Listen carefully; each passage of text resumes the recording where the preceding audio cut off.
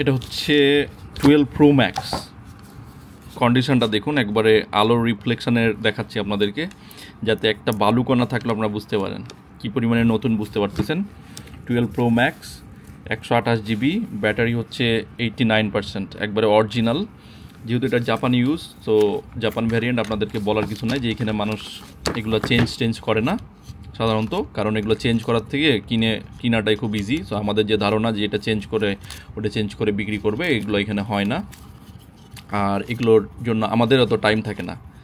So আপনারা নিঃসন্দেহে নিতে পারেন জাপান ভ্যারিয়েন্ট। এখানে একটা কেবল পাচ্ছেন নতুন, আর ফোনের কন্ডিশনটা তো আপনারা দেখতে পাচ্ছেন যে কালার থেকে শুরু করে, যদি বক্সটা ওপেন না হতো তাহলে ব্র্যান্ড নিউ বলে চালানো যাইতো।